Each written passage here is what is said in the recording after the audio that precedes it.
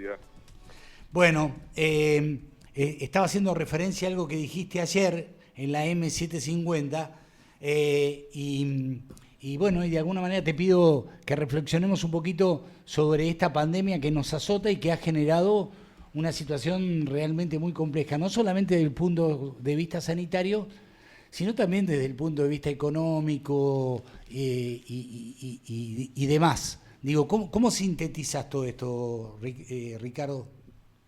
A ver, estamos atravesando un acontecimiento histórico, global, del que no habíamos nunca experiencia, salvo la peste viola de principios del siglo XX, o la lectura de historia que nos llevaba a la crónica del siglo XIV.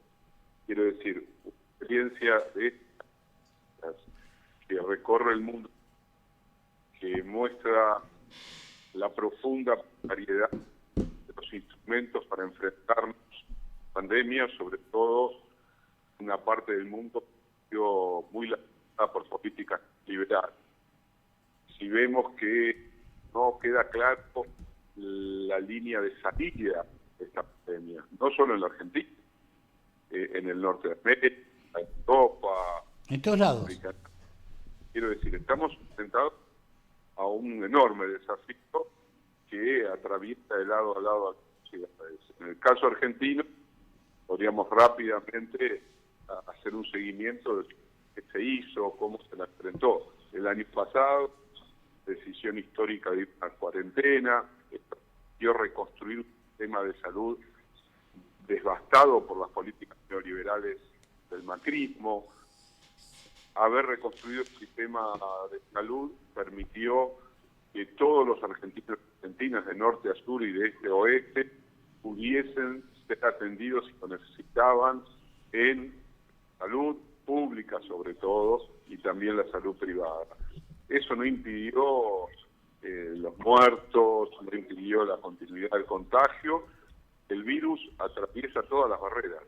Lo hemos visto con la segunda, la tercera y la cuarta ola en Europa, lo hemos visto previamente a lo que nos está impactando a nosotros en los países limítrofes de la Argentina.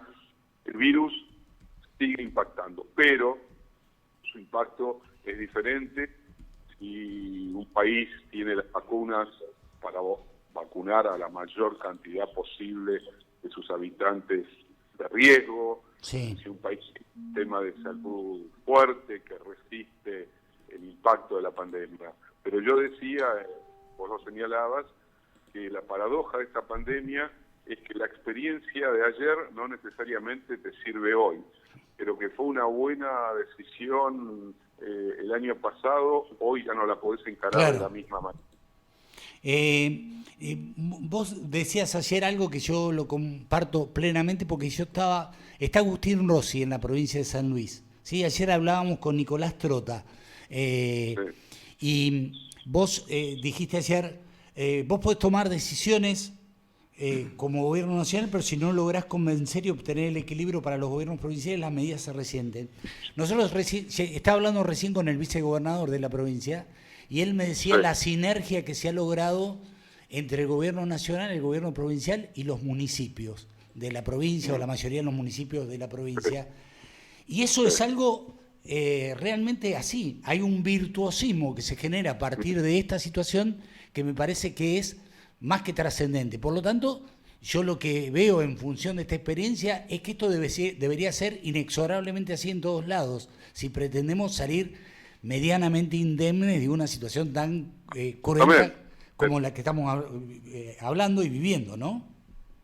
Debería ser así, pero no es así. No. Uno de los problemas más graves que tenemos es que las acciones que se toman desde el gobierno nacional no necesariamente son replicadas con la misma intensidad, la misma responsabilidad en muchos gobiernos, tanto provinciales como municipales.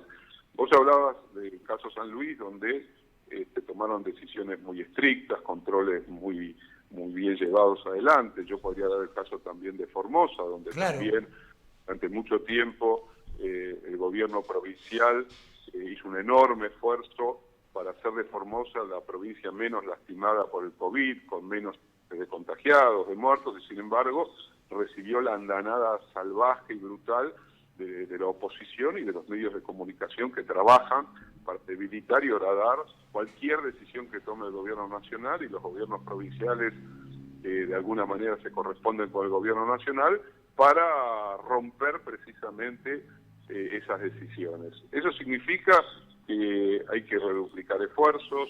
El gobierno nacional tomó la semana anterior una serie de medidas que implica la reducción de la circulación, que busca, sin cerrar la economía ni la escolaridad presencial, disminuir el impacto. Claro. Está claro que si los gobiernos provinciales no acompañan fuertemente esto, el gobierno nacional va a tener que subir la apuesta, inexorablemente, porque faltan todavía unos días. Los expertos y el Ministerio de Salud de la Nación lo viene repitiendo. Cuando se toman determinadas medidas hay que esperar al menos prácticamente entre 10 y 14 días para ver el impacto real de esas medidas. Como todo indica, no son suficientes las medidas que se tomaron, entre otras cosas porque muchas jurisdicciones no hicieron lo que tenían que hacer. Va a tener que avanzarse hacia medidas de mayor restricción, de mayor control, sobre todo para impedir el aumento exponencial de los contagios, en la medida en que ese aumento supone la amenaza de la saturación del sistema de salud. Entonces, eso es lo que también está en juego en un momento como este. Una oposición que en sus distritos toma algunas decisiones que incluso son más restrictivas que las decisiones que planteó el gobierno nacional, y cuando junta toda la mesa de los dirigentes de la oposición para decir lo que piensan, de una manera cínica e hipócrita, salen con los botines de punta a decir que las decisiones del gobierno nacional no deben acatarse, algunos llaman la desobediencia civil, etcétera, etcétera. Tenemos que lidiar con la oposición también. Digo, es increíble, ¿no? Lo que hace, o lo que hacen algunos sectores de la oposición en un momento tan delicado como este, donde deberían aparecer las grandezas, ¿no? Que indudablemente existen, que aparezca tanta bajeza tratando de naturalizar la realidad, modificándola, mintiéndola, y de alguna manera intentando generar un estado situacional que sea que se torne complejo. Digo, yo tengo la sensación que no es un momento para tratar de sacar ventaja política, pero bueno, indudablemente algunos no entienden que esto es así, bueno, y apelan a todo tipo de recursos. Yo supongo que la sociedad debe estar lo suficientemente madura, a pesar de todo el machaque que se hace desde algunos medios de comunicación que juegan directamente en contra del gobierno, como para entender cómo son realmente las cosas, ¿no? Supongo. Sí, a ver, yo estoy convencido, porque aparte uno lo puede observar cotidianamente, que hay un amplio espectro de argentinos y argentinas en todo el país que asumen el cuidado propio y el cuidado de los otros, que cumplen todos los protocolos, que se cuidan, que tratan de atravesar este momento muy difícil del mejor modo posible. A mí siempre me preocupan mucho más aquellos que viven en condiciones de intemperie económica, de intemperie habitacional, y que la tienen 100 veces más difíciles todavía que las clases medias, que pueden tener sus dificultades, pero que no son las dificultades de los sectores más pobres de nuestra sociedad. Así todo, yo creo que una enorme porción de nuestro país, sí, y de nuestras compatriotas, tienen una conducta. Después vos tenés minorías intensas, que tienen a su vez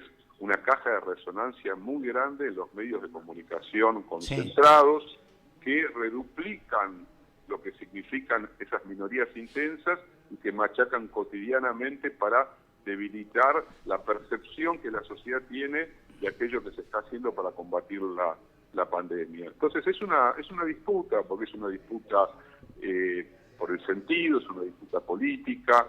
Cuando uno piensa en la oposición, piensa en una oposición que no dudó cuando fue gobierno en hacer un daño socioeconómico tremendo. Sí. Las consecuencias todavía lo seguimos pagando.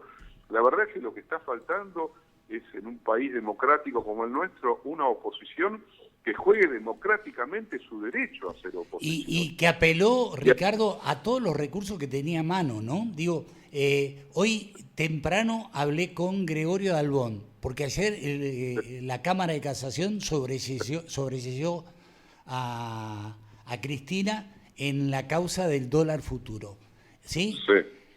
No es un tema menor, es un tema mayúsculo, porque fue un tema que se utilizó.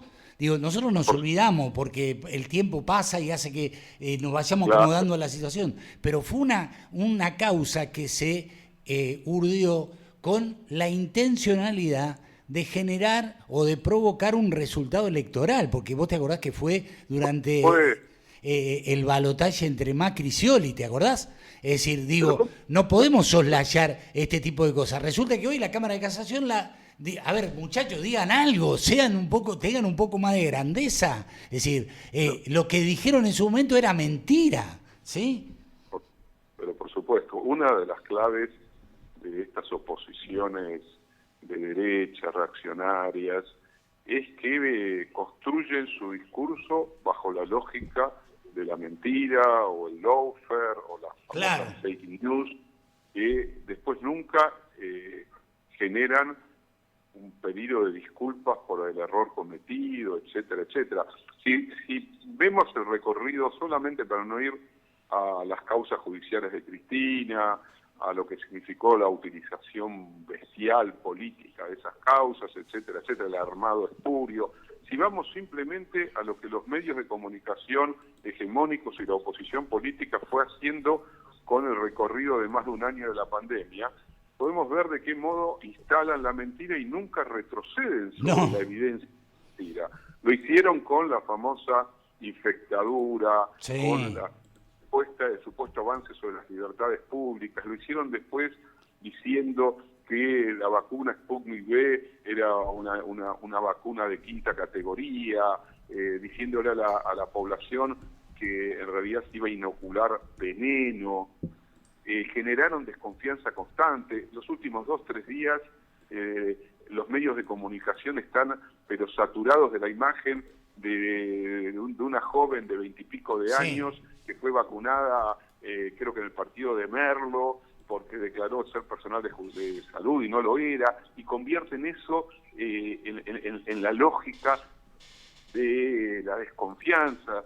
Más de 5 millones de personas ya han sido vacunadas y toman un caso para tratar de herir precisamente lo que significa ese generar una vacunación universal e igualitaria en el país. Entonces todo es parte de una lógica de la descalificación, del debilitamiento, del daño, que es parte de su ADN. Bueno, nosotros tenemos que seguir tomando decisiones para cuidar a la sociedad, sabiendo que, insisto, no sabemos de un modo perfecto ni absoluto lo que hay que hacer con el virus. Lo que sí sabemos es que necesitamos vacunar más, que necesitamos cuidarnos más, que hay que reducir la circulación, que hay que evitar los contagios, pero todo eso implica esfuerzo económico, esfuerzo humano. Son hombres y mujeres de carne y hueso los que están en el campo de la salud trabajando desde hace un año con tiempo de descuento para su propia vida y su propia salud. Y de los aplausos del comienzo a una especie de indiferencia hoy, la verdad que plantea la necesidad imperiosa de resaltar una y otra vez el esfuerzo de miles y miles y miles de argentinos y argentinas de todo el país y de también, por supuesto, de aquellos que diseñan los programas para poder avanzar o conseguir vacunas, o los que están día a día poniendo el cuerpo para tratar de atravesar del mejor modo posible esta pandemia. De eso se trata, ¿no? Sin duda.